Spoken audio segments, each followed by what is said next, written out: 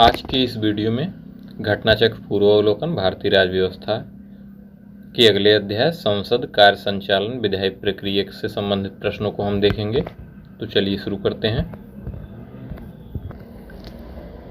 आइए पहले प्रश्न को देखते हैं। नीचे दी हुई सारणी पर ध्यान दीजिए। भारत की संसद, राज्यसभा और लोकसभा दिया है। राज्यसभा 250 से अनधिक सदस्य, 12 नाम निर्देशित और 238 से अनधिक राज्यों और संघ राज्य क्षेत्रों के प्रतिनिधि। लोकसभा 552 से अनधिक सदस्य, 530 से अनधिक राज्यों के प्रतिनिधि और 2 से अनधिक नाम निर्देशित एंग्लो इंडियन तथा यक्स अंकित स्थान पर निम्नलिखित में से किसे रखना ठीक होगा। आइए विकल्प देखते हैं। ए, वे मंत्री जो संसद के सदस्य नहीं हैं, जिन्हें अपना पद संभालने के बाद 6 माह के भीतर अपना निर्वाचन संसद के किसी सदन के लिए करवाना है।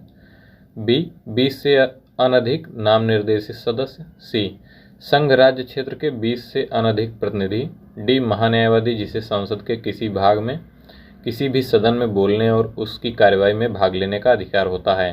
तो इसमें हमारा सही उत्तर सी होगा, संघ राज्य क्षेत्र के 20 से अनधिक प्रतिनिधि। आइए इसकी व्याख्या देखते हैं। प्रश्नकाल में लोकसभा के 552 से अनधिक सदस्यों में 530 से अनधिक राज्यों के प्रतिनिधि, 20 से अनधिक संघ राज्य क्षेत्र के प्रतिनिधि अनुच्छेद 81 के अनुसार और 2 से अनधिक राष्ट्रपति द्वारा नामित आंग्ल भारतीय हो सकते थे। अनुच्छेद 331 संविधान के 104वें संशोधन अधिनियम 2019 द्वारा अनुच्छेद 334 में संशोधन कर लोकसभा और राज्य की विधानसभाओं में आंग्ल भारतीय समुदाय के प्रतिनिधि को नामित करने के प्रावधान को पूर्व निर्धारित समय सीमा संसद के प्रारंभ से 70 वर्ष अर्थात 25 जनवरी 2020 से आगे न बढ़ाते हुए निष्प्रभावी कर दिया गया है। अगले प्रश्न को देखते हैं। भारतीय संविधान के अनुच्छेद 87 के अंतर्गत भारत का राष्ट्रपति अभिभाषण देता है। ए, संसद के दोनों सदनों की संयुक्त बैठक में। बी, संसद के दोनों सदनों की संयुक्त अधिवेशन में। सी, संसद के दोनों सदनों के संयुक्त सत्र में। डी, एक साथ समवेत संसद के दोनों सदनों में। तो इसका सही उत्तर डी होगा, एक साथ समवेत संसद के दोनों सदनों में। आइए व्याख्या देखते हैं। भारतीय संविधान के अनुच्छेद 87 के अनुसार भारत का राष्ट्रपति लोकसभा के लिए प्रत्येक साधारण निर्वाचन के पश्चात प्रथम सत्र के आरंभ में और प्रत्येक वर्ष के प्रथम सत्र के आरंभ में एक साथ समवेत संसद के दोनों सदनों में अभिभाषण देता है।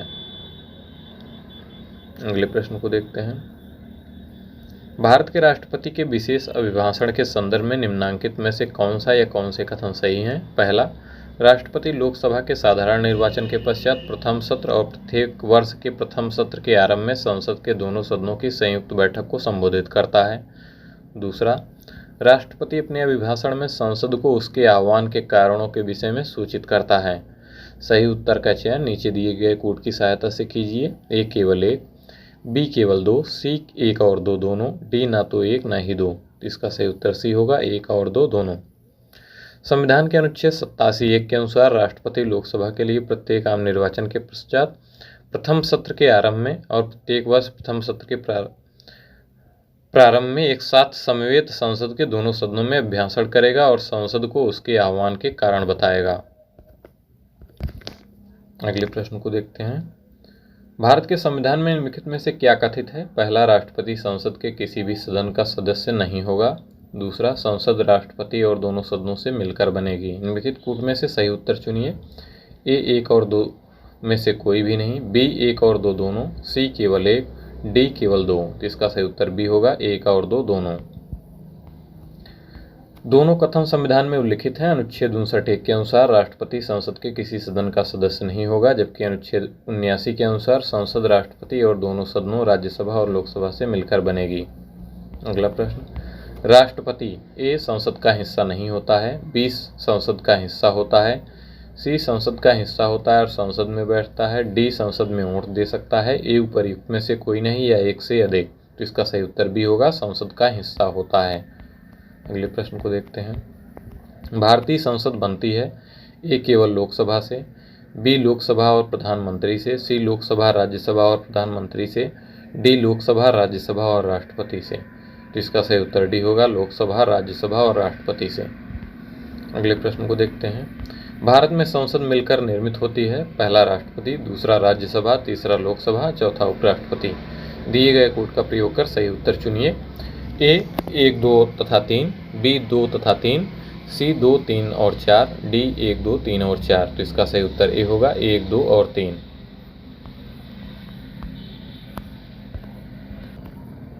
अगले प्रश्न को देखते हैं। भारतीय संसद में निम्नलिखित में से कौन शामिल है?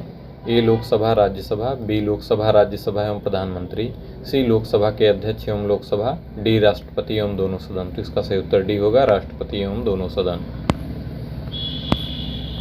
अगले प्रश्न को देखते हैं। निम्नांकित पर विचार कीजिए और भारतीय संसद के सही गठन को चिन्हित कीजिए। ए लोकसभा एवं राज्यसभा, बी लोकसभा लोकसभा अध्यक्ष राज्यसभा का सभापति, सी राष्ट्रपति राज्यसभा लोकसभा, डी राष्ट्रपति उपराष्ट्रपति राज्यसभा प्लस लोकसभा। तो इसका सही उत्तर सी होगा राष्ट्रपति राज्यसभा और लोकसभा। अगले प्रश्न को देखते हैं। भारतीय संसद में निम्नलिखित में से कौन सम्मिलित है? ए राष्ट्रपति लोकसभा एवं राज्यसभा, बी लोकसभा राज्यसभा एवं संसदीय कार्य मंत्री, सी लोकसभा राज्यसभा एवं प्रधानमंत्री, डी लोकसभा राज्यसभा एवं संसदीय सचिवालय। तो इसमें हमारा सही उत्तर ए होगा राष्ट्रपति लोकसभा एवं राज्यसभा। अगले प्रश्न को देखते हैं। भारतीय संसद के घटक हैं ए केवल लोकसभा एवं राज्यसभा, बी राष्ट्रपति लोकसभा व राज्यसभा, सी लोकसभा राष्ट्रपति व मंत्रिपरिषद, डी लोकसभा राज्यसभा व मंत्रिपरिषद। तो इसका सही उत्तर भी होगा राष्ट्रपति लोकसभा व राज्यसभा। अगले प्रश्न को देखते हैं। निम्नलिखित में से कौन संसद का अनन्य भाग नहीं है? ए राष्ट्रपति, बी उपराष्ट्रपति, सी लोकसभा, डी राज्यसभा। तो इसका सही उत्तर भी होगा उपराष्ट्रपति। भारतीय संविधान के भाग 5 के अनुच्छेद 79 में उपबंधित है कि संघ के लिए एक संसद होगी जो राष्ट्रपति और 2 सदनों राज्यसभा तथा लोकसभा से मिलकर बनेगी। अतः दिए गए विकल्प में राष्ट्रपति, लोकसभा, राज्यसभा तीनों संसद के अनन्य भाग हैं, उपराष्ट्रपति संसद का अनन्य भाग नहीं है। अगले प्रश्न को देखते हैं। एक वर्ष में कम से कम कितनी बार संसद की बैठक होना आवश्यक है? ए 1 बार, बी 2 बार, सी 3 बार, डी 4 बार। तो इसका सही उत्तर बी होगा 2 बार। अनुच्छेद 85(1) के अनुसार संसद के प्रत्येक सदन के एक सत्र की अंतिम बैठक और आगामी सत्र की प्रथम बैठक के बीच 6 माह से अधिक का अंतर नहीं होगा। इस प्रकार एक वर्ष में कम से कम 2 बार संसद के प्रत्येक सदन की बैठक होना अनिवार्य है। अगले प्रश्न को देखते हैं। संसद के 2 सत्रों के बीच अधिकाधिक अंतराल होना चाहिए। ए 4 महीने का, बी 6 महीने का, सी 1 वर्ष का, डी जो समय राष्ट्रपति निर्धारित करे। तो इसका सही उत्तर भी होगा 6 माह का। संसद के अधिकारियों में सम्मिलित हैं पहला लोकसभा अध्यक्ष, दूसरा उपाध्यक्ष लोकसभा, तीसरा महासचिव लोकसभा, चौथा अध्यक्ष राज्यसभा। दिए गए कोड से उत्तर चुनिए। ए केवल 1 और 2, बी 1, 2 एवं 3, सी 1, 3 एवं 4, डी सभी चारों। तो इसका सही उत्तर डी होगा सभी चारों। संविधान के अनुसार संसद के अधिकारियों में सम्मिलित हैं राज्यसभा का सभापति एवं उपसभापति अनुच्छेद 89 के अनुसार, लोकसभा अध्यक्ष एवं उपाध्यक्ष अनुच्छेद 93 के अनुसार, संसदीय सचिवालय अनुच्छेद 98 के अनुसार। अगले प्रश्न को देखते हैं। संसद या विधानसभा के किसी सदस्य की सदस्यता तब समाप्त समझी जाती है जब वह बिना सदन को सूचित किए अनुपस्थित रहता है। ए 60 दिन, बी 90 दिन, सी 120 दिन, डी 150 दिन। तो इसका सही उत्तर ए होगा 60 दिन। अनुच्छेद 101(4) के अनुसार संसद एवं अनुच्छेद 190(4) के अनुसार राज्य विधानमंडल के किसी सदस्य की सदस्यता तब समाप्त समझी जाती है जब वह 60 दिन की अवधि से अधिक सदन की अनुज्ञा के बिना उसके सभी अधिवेशनों में अनुपस्थित रहता है, परंतु 60 दिन की उक्त अवधि की गणना में किसी ऐसी अवधि के हिसाब में नहीं लिया जाएगा जिसके दौरान सदन सत्रावसित या निरंतर 4 से अधिक दिनों के लिए स्थगित रहता है।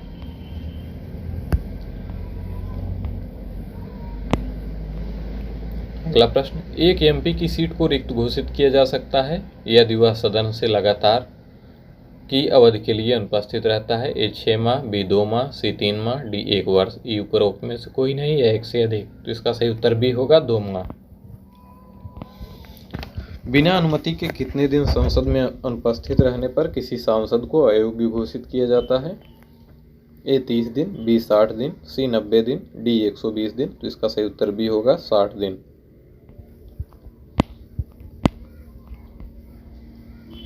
अगला प्रश्न। सर्वप्रथम एक सांसद विधायक को इस आधार पर सदस्यता से अयोग्य घोषित किया गया कि वह सदन की अनुमति के बिना उसकी 60 लगातार बैठकों में अनुपस्थित रहा। ए राज्यसभा, बी लोकसभा, सी पंजाब विधानसभा, डी राजस्थान विधानसभा। तो तो इसका सही उत्तर ये हो जाएगा राज्यसभा का। आइए व्याख्या देखते हैं। सर्वप्रथम दिसंबर 2000 में पंजाब से निर्दलीय राज्यसभा सांसद बरजिंदर सिंह हमदर्द को इस आधार पर सदस्यता से अयोग्य घोषित किया गया था कि वह सदन की अनुमति के बिना उसकी लगातार 60 बैठकों में अनुपस्थित रहे थे। अगला प्रश्न, किसी मंत्री के विरुद्ध विशेषाधिकार प्रस्ताव उठाया जा सकता है जब वह ए. सरकार में विश्वास खो देता है, बी. लंबे समय तक स्वयं को अनुपस्थित रखता है, सी. किसी मामले के तथ्यों को रोकता है तथा तथ्यों का बिगड़ा हुआ वर्णन देता है, डी. मंत्रिमंडल के सामूहिक उत्तरदायित्व से बचता है। इसका सही उत्तर सी हो जाएगा, किसी मामले के तथ्यों को रोकता है तथा तथ्यों का बिगड़ा हुआ वर्णन देता है। आइए व्याख्या देखते हैं। संसदीय नियमों एवं प्रक्रिया के तहत किसी मंत्री के विरुद्ध विशेषाधिकार प्रस्ताव उठाया जा सकता है वह किसी मामले के तथ्यों को रोकता है अथवा तथ्यों का बिगड़ा हुआ वर्णन देता है। अगले प्रश्न को देखते हैं। निम्नलिखित कथनों पर विचार कीजिए। पहला, संसद निरहर्ता निवारण अधिनियम 1959 कई पदों को लाभ का पद के आधार पर निरहर्ता से छूट देता है। दूसरा, उपर्युक्त अधिनियम 5 बार संशोधित किया गया था। तीसरा, शब्द लाभ का पद भारत के संविधान में भली भांति परिभाषित किया गया है। उपर्युक्त में से कौन सा या कौन से कथन सही हैं? ए केवल 1 और 2, बी केवल 3, सी केवल 2 और 3, डी 1, 2 और 3। तो इसका सही उत्तर हो जाएगा केवल 1 और 2। आइए व्याख्या देखते हैं। संसद निरहर्ता निवारण अधिनियम 1959 के तहत अनेक पदों को लाभ के पद के आधार पर संसद की सदस्यता के लिए निरहर्ता से छूट प्रदान की गई है। इस अधिनियम में कुल 5 बार वर्ष 93, 1999, 2000, 2006 तथा 2013 में संशोधन कर विभिन्न अन्य पदों को इस अधिनियम में शामिल करते हुए लाभ के पद के आधार पर निरहर्ता के दायरे से बाहर किया गया है। भारत के संविधान में लाभ का पद शब्द को परिभाषित नहीं किया गया है, हालांकि इस शब्द का उल्लेख विभिन्न अनुच्छेदों में हुआ है। अगले प्रश्न को देखते हैं। लाभ के पद का निर्णय कौन करेगा? ए. राष्ट्रपति एवं राज्यपाल, बी. संघीय संसद, सी. उच्चतम न्यायालय, डी. संघ लोक सेवा आयोग। तो इसमें हमारा उत्तर ए और बी दोनों हो जाएंगे, संसद और राष्ट्रपति एवं राज्यपाल। आइए व्याख्या देखते हैं। विश्लेषण 1, कोई पद संसद अथवा विधानमंडलों में सदस्यता की निरहर्ता हेतु लाभ का पद है या नहीं, इसका निर्णय अनुच्छेद 102(1) के तहत संसद तथा अनुच्छेद 191(1) के अंतर्गत राज्यों में राज्य विधानमंडल करेंगे। विश्लेषण 2, कोई व्यक्ति जो संसद अथवा विधानमंडलों की सदस्यता से लाभ के पद के आधार पर निरहर घोषित किया गया है, वह अपने लाभ के पद के कारण निरहर है अथवा नहीं, इसका निर्णय केंद्र में अनुच्छेद 103(1) एवं 2 के अनुसार निर्वाचन आयोग की सलाह पर राष्ट्रपति करेगा तथा राज्यों में अनुच्छेद 192(1) एवं 2 के अनुसार निर्वाचन आयोग की सलाह पर राज्यपाल करेगा। इस प्रकार हमारा ए और बी दोनों ऑप्शन सही हो जाएंगे, राष्ट्रपति, राज्यपाल एवं संसद एवं विधानसभा मंडल। अगले प्रश्न को देखते हैं। निम्नलिखित में से कौन सा एक प्रावधान भारतीय संविधान के अंतर्गत संसद के सदस्यों के विशेषाधिकारों तथा उन्मुक्तियों को निर्धारित करता है? ए. अनुच्छेद 104, बी. अनुच्छेद 105, सी. अनुच्छेद 82, डी. अनुच्छेद 117। तो इसका सही उत्तर भी हो जाएगा अनुच्छेद 105। भारतीय संविधान का अनुच्छेद 105 संसद के सदनों की तथा उनके सदस्यों समितियों की शक्तियों, विशेषाधिकार तथा उन्मुक्तियों को निर्धारित करता है। निम्नलिखित में से कौन संसद सदस्यों का सामूहिक विशेषाधिकार नहीं है? ए. चर्चा एवं प्रक्रिया की स्वतंत्रता, बी. संसद के आंतरिक विषयों के संचालन का अधिकार, सी. साक्षी के रूप में उपस्थिति से स्वतंत्रता, डी. अपरिचितों को सदन से बाहर रखने का विशेषाधिकार। इसका सही उत्तर सी हो जाएगा, साक्षी के रूप में उपस्थिति से स्वतंत्रता। आइए व्याख्या देखते हैं। संसदीय विशेषाधिकार संसद के दोनों सदनों, उसकी समितियों तथा सदस्यों को प्राप्त विशिष्ट अधिकार, उन्मुक्तियां व छूट होते हैं। इन विशेषाधिकारों को 2 वर्गों में बांटा जा सकता है। पहला, वे जो संसद के प्रत्येक सदन द्वारा सामूहिक रूप से प्रयोग किए जाते हैं, और दूसरा जो व्यक्तिगत रूप से संसद सदस्यों द्वारा उपभोग्य होते हैं। सामूहिक विशेषाधिकार देख लेते हैं। अपनी बहस और कार्यवाही के प्रकाशन को रोकने का विशेषाधिकार। दूसरा, सदन से अपरिचितों को बाहर रखने तथा विशिष्ट विषयों पर चर्चा हेतु गुप्त बैठक करने का विशेषाधिकार। अपनी स्वयं की प्रक्रिया व आंतरिक विषयों व्यवसाय के संचालन तथा उन्हें विनियमित करने का विशेषाधिकार।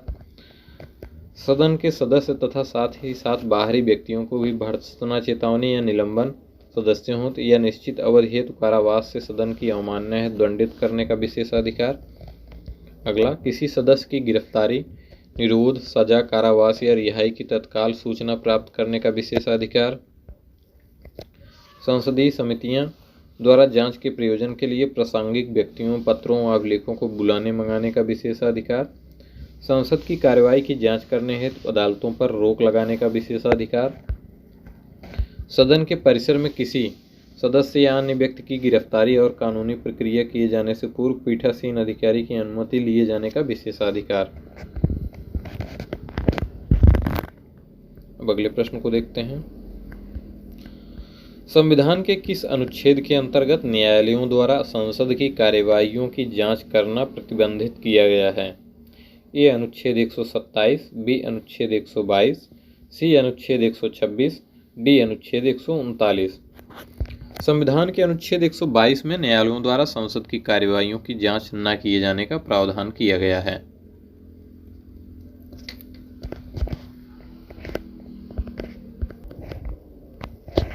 अगले प्रश्न को देखते हैं।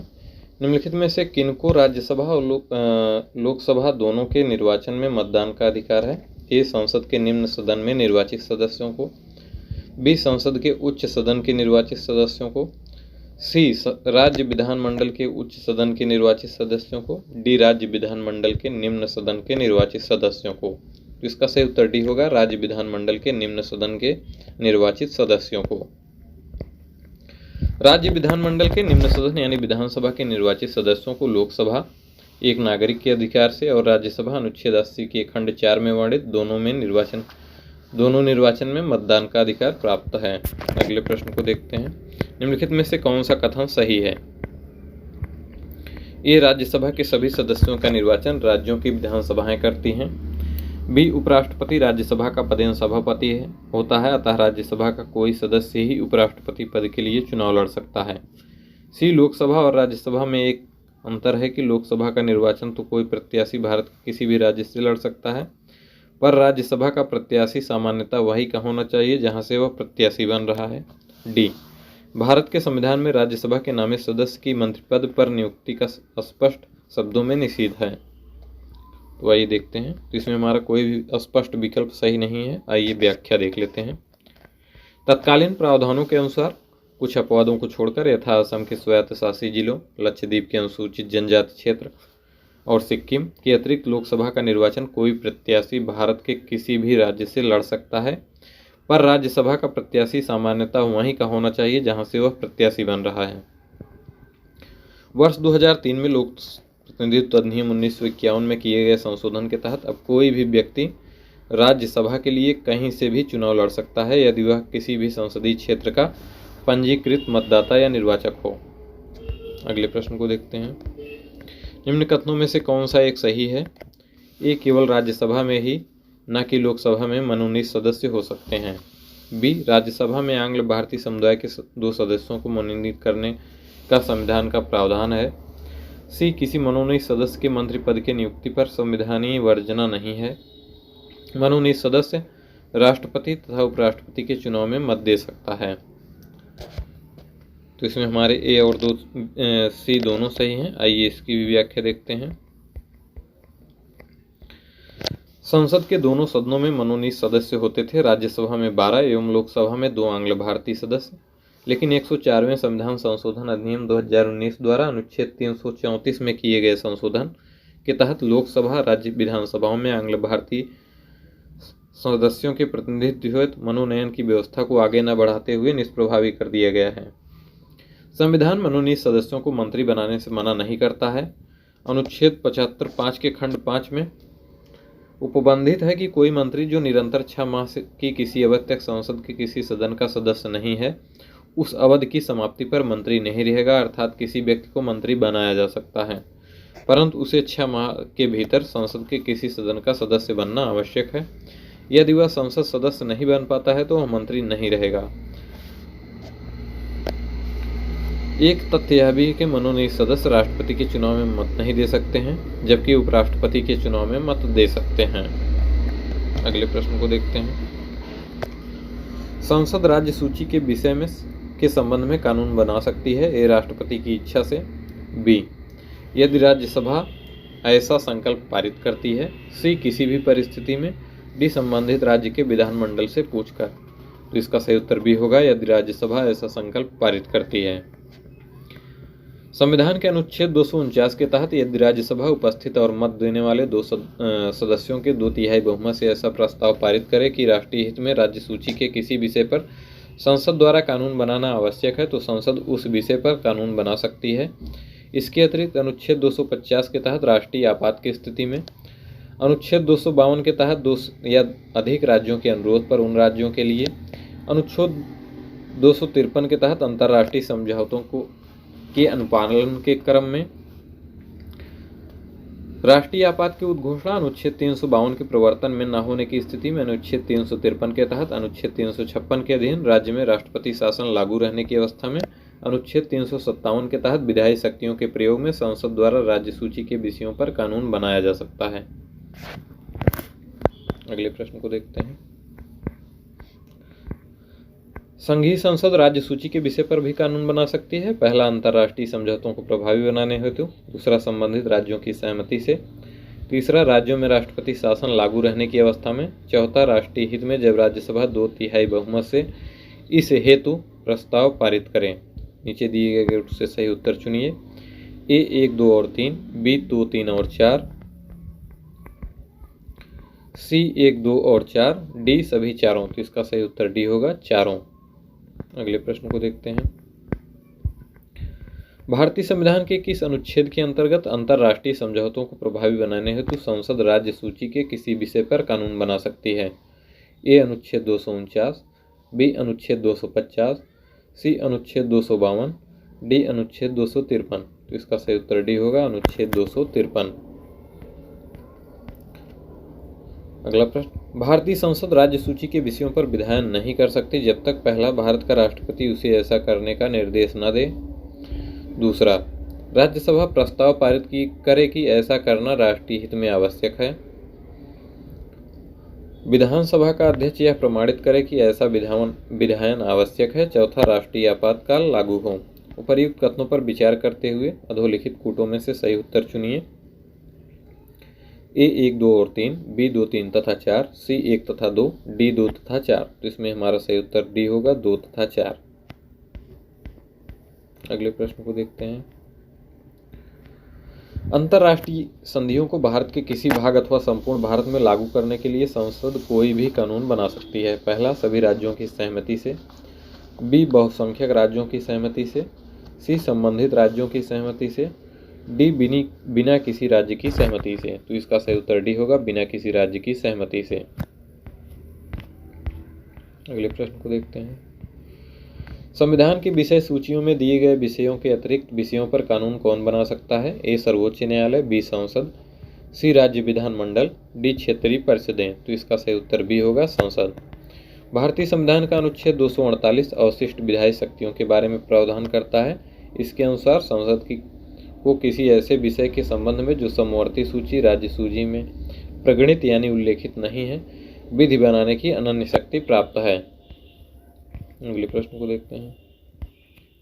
अध्यक्ष सदन के किसी भी सदस्य को बोलने से रोकता है और किसी सदस्य को बोलने दे सकता है। यह घटना कहलाती है। ए, मर्यादा डिकोरम। बी, पक्षत्याग क्रॉसिंग द फ्लोर। सी, अंतर्प्रदन इंटरपेलेशन। डी, बैठ जाना यानी यील्डिंग द फ्लोर। तो इसका सही उत्तर डी होगा, बैठ जाना यील्डिंग द फ्लोर। ये व्याख्या देखते हैं। मर्यादा, विनम्र एवं स्वीकार्य व्यवहार बनाए रखना। पक्षत्याग, सदन के किसी सदस्य द्वारा वह जिस दल से चुनकर आया है उसका त्याग कर दूसरे दल में शामिल होना पक्षत्याग कहलाता है। अंतर्प्रदन, किसी सरकारी अधिकारी से किसी नीति या कार्य के विवरण की मांग हेतु संसदीय प्रक्रिया अंतर्प्रदन कहलाती है। बैठ जाना, अध्यक्ष किसी भी सदस्य को बोलने से रोककर अन्य को बोलने के लिए कह सकता है, यानी यील्डिंग द फ्लोर। अगले प्रश्न को देखते हैं।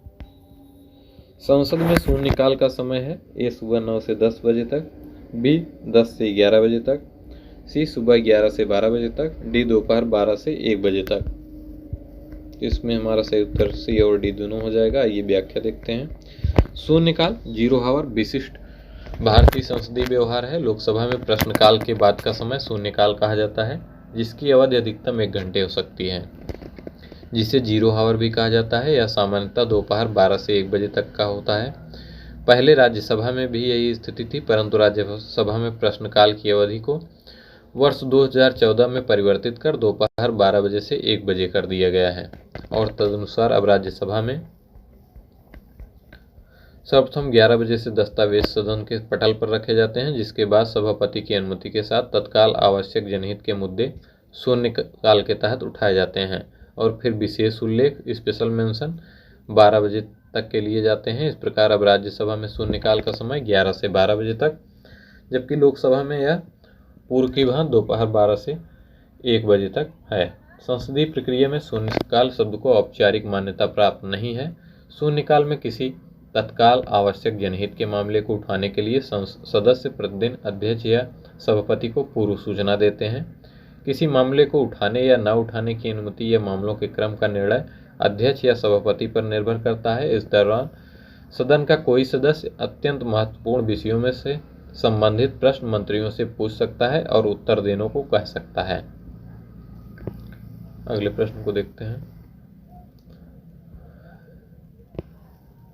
भारतीय संसद की कार्यवाही में शून्यकाल का क्या अर्थ है? ए सत्र का प्रथम घंटा, बी जब विशेषाधिकार प्रस्ताव स्वीकृत होता है, सी प्रश्नकाल के पूर्व का काल, डी प्रश्नकाल के ठीक पश्चात का काल।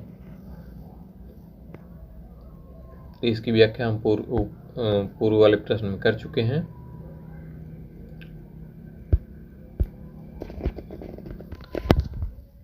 संसद में शून्यकाल, राज्यसभा में तो प्रश्नकाल के ठीक पूर्व का काल होता है और जबकि लोकसभा में प्रश्नकाल के ठीक बाद का काल शून्यकाल होता है।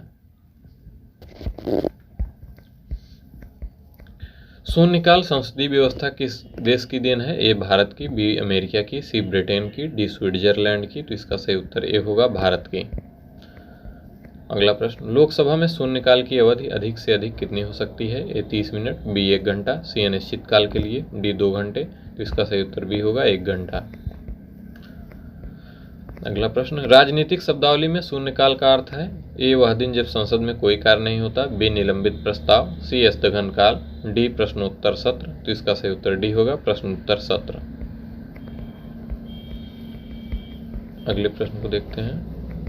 लोकसभा में किसी विधेयक पर आम बहस निम्नलिखित में से किस स्तर पर होती है? ए विधेयक की प्रस्तुति के समय, बी द्वितीय वाचन में, सी प्रतिवेदन स्तर पर, डी तृतीय वाचन में। तो इसका सही उत्तर बी होगा, द्वितीय वाचन में। विधेयक को पूर्व स्थापित करने का प्रक्रम उसका प्रथम वाचन होता है। द्वितीय वाचन में विधेयक पर विचार विमर्श होता है। सदन के सदस्य इसी स्तर पर आम बहस करते हैं। द्वितीय वाचन में ही सदन विधेयक को प्रवर समिति या दोनों सदनों की संयुक्त समिति को सौंप सकता है। द्वितीय वाचन में ही विधेयक पर खंडशः विचार भी होता है।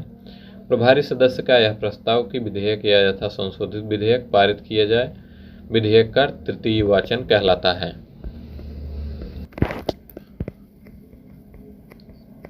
अगले प्रश्न को देखते हैं। जब संसद के दोनों सदनों की संयुक्त बैठक में कोई विधेयक निर्दिष्ट या रेफर किया जाता है तो इसे किसके द्वारा पारित किया जाना होता है? ए उपस्थित तथा मत देने वाले सदस्यों का साधारण बहुमत, बी उपस्थित तथा मत देने वाले सदस्यों का 3/4 बहुमत, सी सदनों का 2/3 बहुमत, डी सदन का पूर्ण बहुमत। तो इसका सही उत्तर ए होगा, उपस्थित तथा मत देने वाले सदस्यों का साधारण बहुमत। यदि दोनों सदनों की संयुक्त बैठक अनुच्छेद 108 में कोई विधेयक संशोधन सहित दोनों सदनों के उपस्थित और मत देने वाले सदस्यों की कुल संख्या के साधारण बहुमत से पारित हो जाता है तो इसे दोनों सदनों द्वारा पारित समझा जाता है। अनुच्छेद 108 के तहत संयुक्त बैठक की प्रक्रिया सामान्य विधायन तक ही सीमित है। धन विधेयक या संविधान संशोधन विधेयक हेतु यह लागू नहीं है।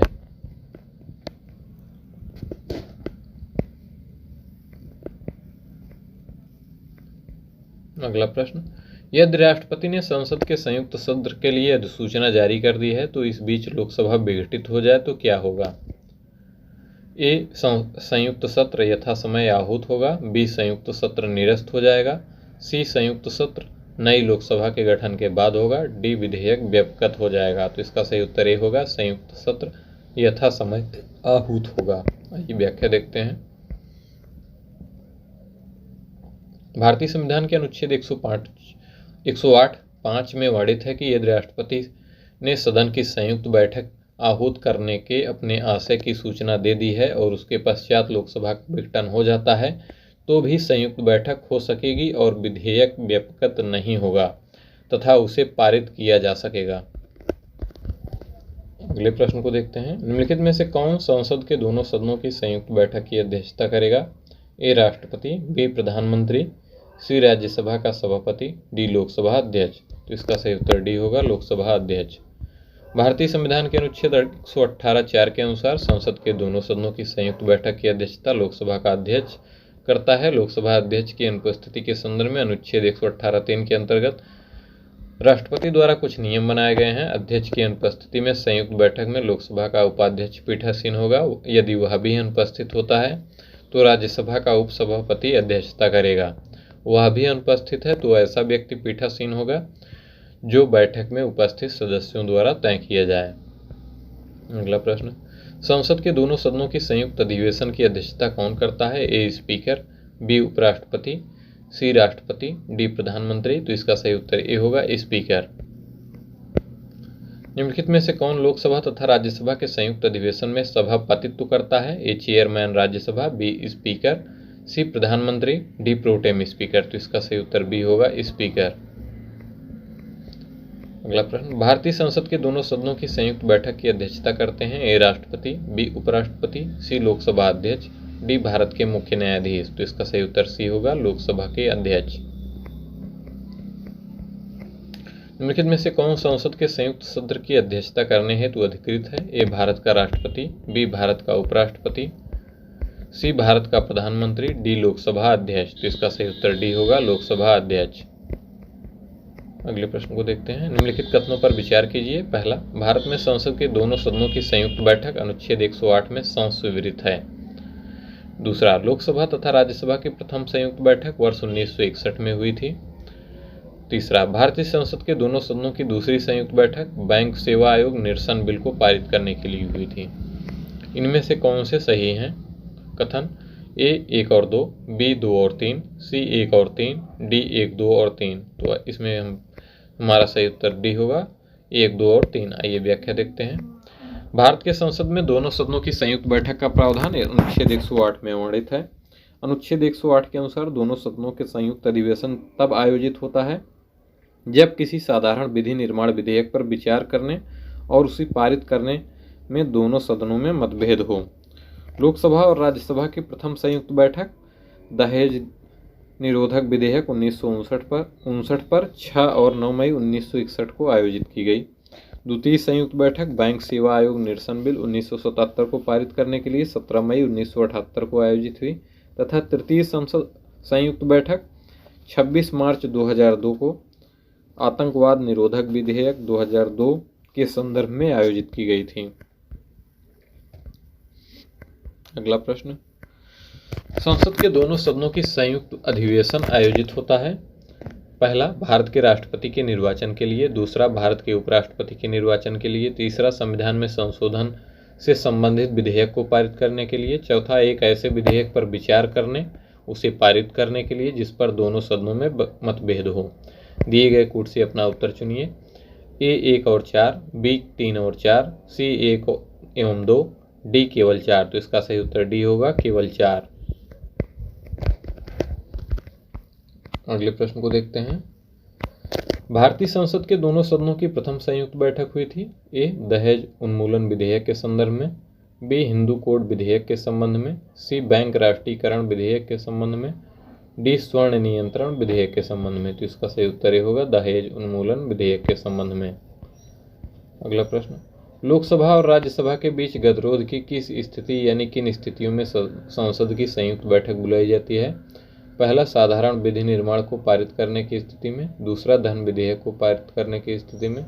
तीसरा, संविधान संशोधन विधेयक को पारित करने की स्थिति में। ए केवल 1, बी केवल 2 और 3, सी 1 और 3, डी 1, 2 और 3। तो इसका सही उत्तर ए होगा, केवल 1।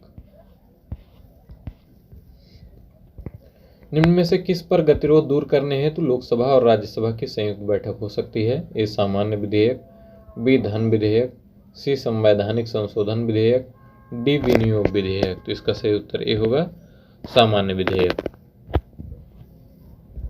अगले प्रश्न को देखते हैं। भारतीय संसद के दोनों सदनों की संयुक्त बैठक किस संबंध में होती है? ए संविधान संशोधन विधेयक, बी धन विधेयक, सी साधारण विधेयक, डी भारत के उपराष्ट्रपति का निर्वाचन। तो इसका सही उत्तर सी होगा, साधारण विधेयक। अगले प्रश्न को देखते हैं।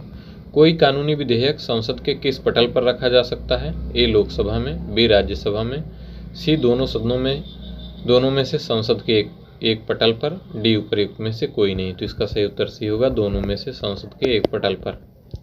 व्याख्या देखते हैं। कोई कानूनी विधेयक संसद के दोनों सदनों में से एक के पटल पर रखा जा सकता है, जबकि धन विधेयक अनुच्छेद 110 के खंड 1 के उपखंड का से उपखंड च में विनिर्दिष्ट किसी विषय के लिए उपबंध करने वाले वित्त विधेयक या संशोधन केवल लोकसभा में प्रस्तुत किए जा सकते हैं। अगले प्रश्न को देखते हैं।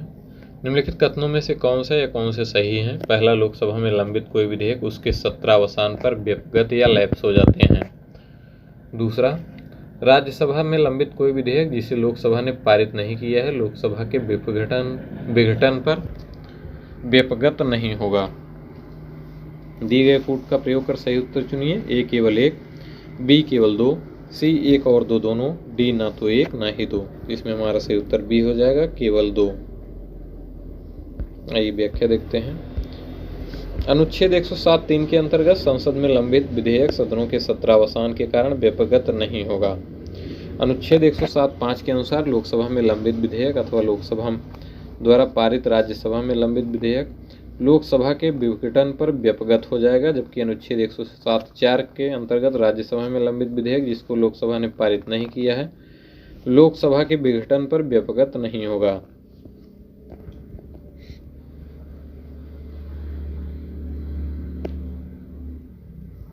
अगले प्रश्न को देखते हैं। संविधान के किस प्रावधान में कहा गया है कि विधि के प्राधिकार के बिना न तो कोई कर लगाया जा सकता है न ही एकत्रित किया जा सकता है? ए अनुच्छेद 265, बी अनुच्छेद 266, सी अनुच्छेद 300, डी अनुच्छेद 368। तो इसका सही उत्तर ए होगा, अनुच्छेद 265। संविधान के अनुच्छेद 265 में कहा गया है कि कोई कर विधि के प्राधिकार से ही अधिरोपित या संग्रहित किया जाएगा, अन्यथा नहीं। अनुच्छेद 266 भारत और राज्यों की संचित निधियों लोकलेखे, अनुच्छेद 300 संघ एवं राज्यों के नाम से वाद और कार्यवाहियों तथा अनुच्छेद 368 संविधान संशोधन की प्रक्रिया से संबंधित है। आइए अगले प्रश्न को देखते हैं। भारत की संचित निधि से धन निर्गत पर किसका नियंत्रण होता है? ए महानियंत्रक तथा महालेखा परीक्षक, बी भारत के वित्त मंत्री, सी अधिकृत मंत्री, डी उपर्युक्त में किसी का नहीं। तो इसका सही उत्तर डी होगा, उपर्युक्त किसी का नहीं। आइए व्याख्या देखते हैं। भारतीय संविधान के अनुच्छेद 266 के अनुसार भारत की संचित निधि भारत सरकार को प्राप्त सभी राजस्व उस सरकार द्वारा राजहुंडियां निर्गमित करके उधार द्वारा या अग्रिम अर्थोपाय द्वारा लिए गए सभी उधारों के प्रतिसंदाय में उस सरकार को प्राप्त सभी धनराशियों से मिलकर बनती है। यह संसद के नियंत्रण अधीन होती है। संचित निधि से कोई भी धनराशि तब तक निर्गमित नहीं की जा सकती जब तक संसद की अनुमति प्राप्त न कर ली जाए। इसीलिए बजट प्रावधानों के अनुरूप कार्यपालिका को संचित निधि से धन निकालने का अधिकार तभी प्राप्त होता है जब संसद अनुच्छेद 114 के तहत विनियोग अधिनियम के माध्यम से इस हेतु अनुमति प्रदान करता है। आइए अगले प्रश्न को देखते हैं। करों और सरकारी कामकाज के निर्वाह में हुई अन्य प्राप्तियों से संघीय सरकार को प्राप्त हुआ समूचा राजस्व जमा होता है। ए भारत की आकस्मिकता निधि में, बी लोक लेखे में, सी भारत की संचित निधि में, डी निक्षेप तथा अग्रिम निधि में। तो इसका सही उत्तर सी होगा, भारत की संचित निधि में। अगले प्रश्न को देखते हैं। भारत की संचित निधि से निधि निकालने के लिए निम्नलिखित में से किसका अनुमोदन अनिवार्य है? ए भारत के राष्ट्रपति, बी भारत की संसद, सी भारत के प्रधानमंत्री, डी संघीय वित्त मंत्री। तो इसका सही उत्तर बी होगा, भारत की संसद। अगले प्रश्न को देखते हैं। निम्नलिखित में से कौन सा एक भारत की संचित निधि से लिया जाने वाला अनिवार्य व्यवहार नहीं है? ए, वे ऋण जो भारत सरकार को चुकाने हैं। बी, भारत के निर्वाचन आयोग के सदस्यों के वेतन भत्ते एवं पेंशन। सी, उच्च न्यायालय के न्यायाधीशों को दी जाने वाली पेंशन। डी, राज्यसभा के उपाध्यक्ष के भत्ते। तो इसका सही उत्तर बी होगा, भारत के निर्वाचन आयोग के सदस्यों के वेतन और पेंशन।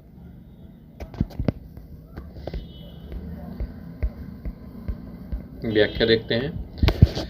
संविधान के अनुच्छेद 112(3) के अनुसार भारत की संचित निधि पर भारित व्यय इस प्रकार हैं। ए, राष्ट्रपति की उपलब्धियां, भत्ते तथा उसके पद से संबंधित अन्य व्यय। बी, राज्यसभा के सभापति, उपसभापति के तथा लोकसभा के अध्यक्ष तथा उपाध्यक्ष के वेतन भत्ते। सी, ऐसे ऋण भार जिनका दायित्व भारत सरकार पर है, जिनके अंतर्गत ब्याज, निक्षेप निधि भार, मोचन भार, उधार देने लेने, ऋण सेवा, ऋण मोचन से संबंधित अन्य व्यय हैं।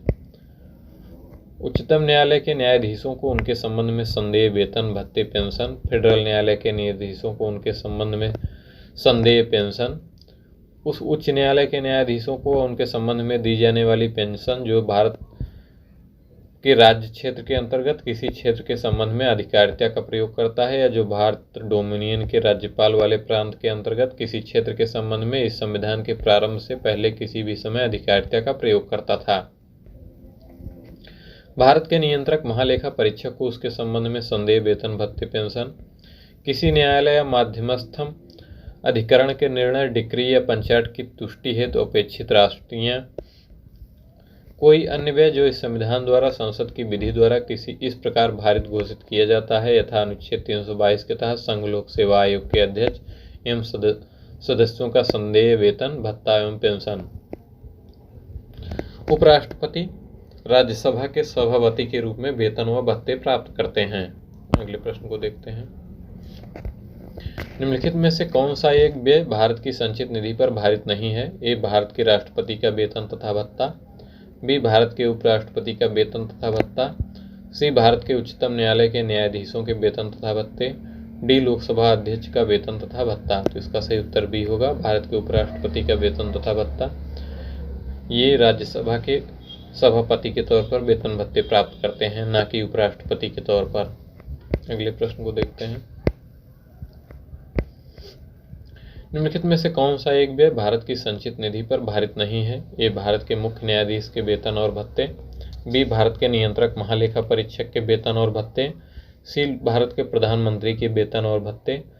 डी, संघ लोक सेवा आयोग के अध्यक्ष के वेतन भत्ते। तो इसका सही उत्तर सी होगा, भारत के प्रधानमंत्री के वेतन और भत्ते।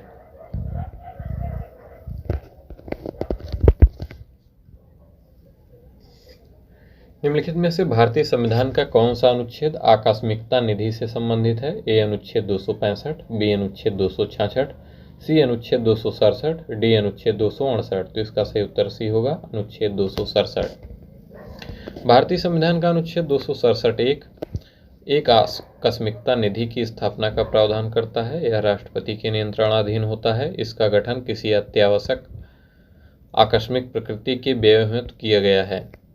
ऐसे आकस्मिक व्यय का अनुच्छेद 115 या अनुच्छेद 116 के अधीन अनुदानों के रूप में संसदीय विधि द्वारा प्राधिकृत किए जाने के लंबित रहने तथा इस निधि में से ऐसे व्यय की पूर्ति के लिए अग्रिम धन देने हेतु यह निधि राष्ट्रपति की व्ययाधीन होती है। अगला प्रश्न, संघ की सरकार यूनियन गवर्नमेंट के संदर्भ में निम्नलिखित कथनों पर विचार कीजिए। पहला, राजस्व विभाग संसद में प्रस्तुत किए जाने वाले केंद्रीय बजट को तैयार करने के लिए उत्तरदायी है। दूसरा, भारत की संसद के प्राधिकरण के बिना कोई धन भारत की संसद संचित निधि से निकाला नहीं जा सकता है। तीसरा, लोकसभा में किए जाने वाले सभी संवितरणों के लिए भारत की संसद के प्राधिकरण की आवश्यकता होती है। उपर्युक्त कथनों में से कौन सा या कौन से सही हैं? ए, केवल 1 और 2, बी, केवल 2 और 3, सी, केवल 2, डी, 1, 2 और 3। तो इसका सही उत्तर सी होगा, केवल 2। बजट तैयार करने की प्रमुख जिम्मेदारी वित्त मंत्रालय के आर्थिक कार्य विभाग की होती है, न कि राजस्व विभाग की। वित्त मंत्रालय का राजस्व विभाग विगत वर्षों में राजस्व संबंधी आंकड़ों के संदर्भ में आने वाले वर्ष के लिए राजस्व का अनुमान तैयार करता है। भारतीय संविधान के अनुच्छेद 266(1) में संचित निधि का प्रावधान है। संसद की अनुमति के बिना संचित निधि से कोई धन निकाला नहीं जा सकता है। अनुच्छेद 266(2) में लोक लेखा का प्रावधान किया गया है। इसमें संचित निधि में जमा के अतिरिक्त अन्य लोक धनराशियां जमा की जाती हैं। इसमें लोक भविष्य निधि, न्यायिक जमा आदि धन शामिल किए जाते हैं। लोक लेखा से धनराशि निकालने के लिए संसद की अनुमति आवश्यक नहीं है। इस निधि का नियंत्रण कार्यपालिका के पास होता है। अगले प्रश्न को देखते हैं। निम्नलिखित में से कौन एक संघीय बजट की तैयारी और उसे संसद में पेश करने के लिए उत्तरदायी है? ए राजस्व विभाग, बी आर्थिक कार्य विभाग, सी वित्तीय सेवाएं विभाग, डी व्यय विभाग। तो इसका सही उत्तर बी होगा, आर्थिक कार्य विभाग। संघीय वित्त मंत्रालय का आर्थिक कार्य विभाग संघीय बजट को तैयारी तथा उसे संसद में पेश करने के लिए उत्तरदायी है। अगला प्रश्न, आकस्मिकता निधि को राष्ट्रपति कैसे व्यय कर सकते हैं? ए राष्ट्रीय संकट के समय, बी संसदीय स्वीकृति के बाद, सी संसदीय स्वीकृति से पूर्व, डी नहीं व्यय कर सकते हैं। तो इसका सही उत्तर सी होगा, संसदीय स्वीकृति से पूर्व। अगले प्रश्न को देखते हैं। संविधान के किस अनुच्छेद के अंतर्गत धन विधेयक को परिभाषित किया गया है? ए अनुच्छेद 109, बी अनुच्छेद 110, सी अनुच्छेद 111, डी बी तथा सी दोनों। तो इसका सही उत्तर बी होगा, अनुच्छेद 110। आइए व्याख्या देखते हैं। अनुच्छेद 109 धन विधेयक के संबंध में विशेष प्रक्रिया से संबंधित है। अनुच्छेद 110 धन विधेयक की परिभाषा। अनुच्छेद 111 विधेयकों पर अनुमति से संबंधित है। धन विधेयक भारत के संविधान में किस अनुच्छेद में परिभाषित किया गया है? ए अनुच्छेद 109, बी अनुच्छेद 110, सी अनुच्छेद 111, डी अनुच्छेद 112। तो इसका सही उत्तर बी होगा, अनुच्छेद 110।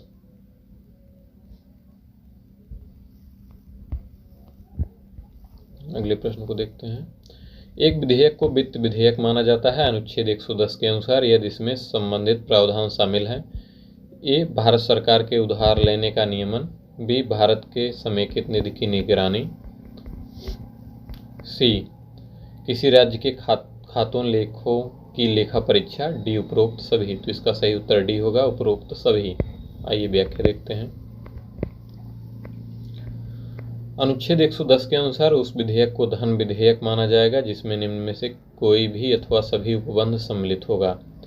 क किसी कर का अधिरोपण, उत्सादन, परिहार, परिवर्तन या विनियमन।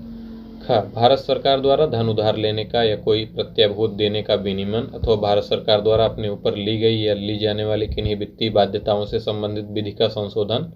ग भारत की संचित निधि या आकस्मिकता निधि की अभिरक्षा, ऐसी निधि में धन जमा करना या उसमें धन निकालना। घ भारत की संचित निधि में से धन का विनियोग। अंग किसी व्यय को भारत की संचित निधि पर भारित व्यय घोषित करना या किसी ऐसे व्यय की रकम को बढ़ाना।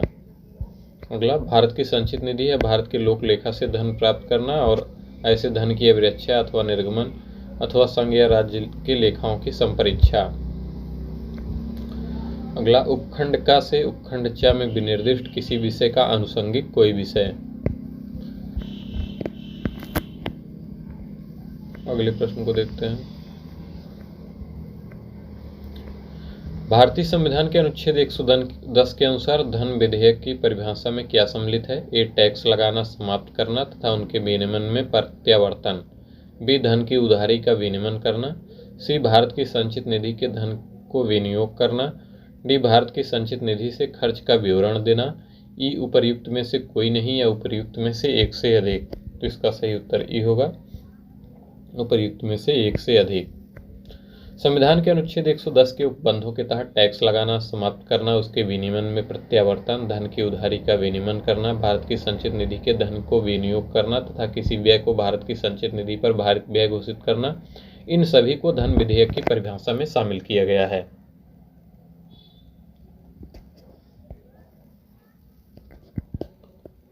अगला प्रश्न, निम्नलिखित में से कौन सा विषय धन विधेयक के उपबंध में सम्मिलित नहीं किया गया है? ए कर से संबंधित उपबंध, बी उधार ऋण लेने से संबंधित उपबंध, सी संचित निधि तथा आकस्मिकता निधि की अभिरक्षा से संबंधित उपबंध, डी जुर्माने या अर्थदंड से संबंधित उपबंध।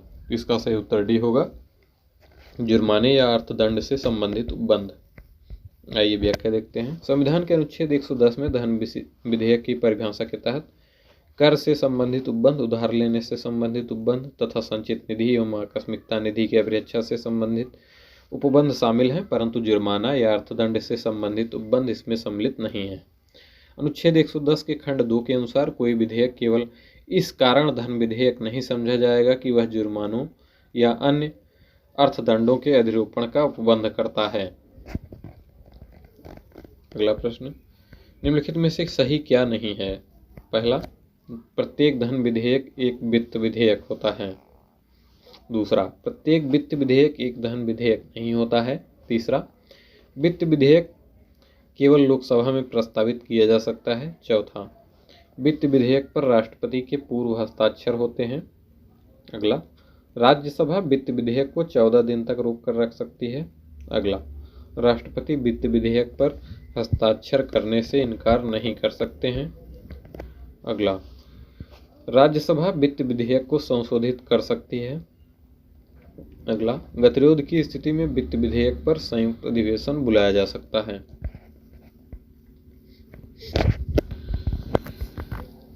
ए 2 और 4, बी 5 और 6, सी 3 और 7, डी 1 तथा 7, ई 4 और 6।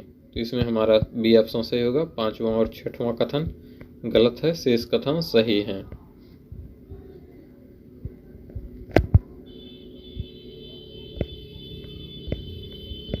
व्याख्या देखते हैं। धन विधेयक का उल्लेख भारतीय संविधान के अनुच्छेद 110(1) में किया गया है। प्रत्येक धन विधेयक वित्त विधेयक होता है, किंतु प्रत्येक वित्त विधेयक धन विधेयक नहीं होता है। कोई विधेयक धन विधेयक है या नहीं, इसका विनिश्चय संविधान के अनुच्छेद 110(3) के तहत लोकसभा अध्यक्ष द्वारा किया जाता है और उसका विनिश्चय अंतिम होता है।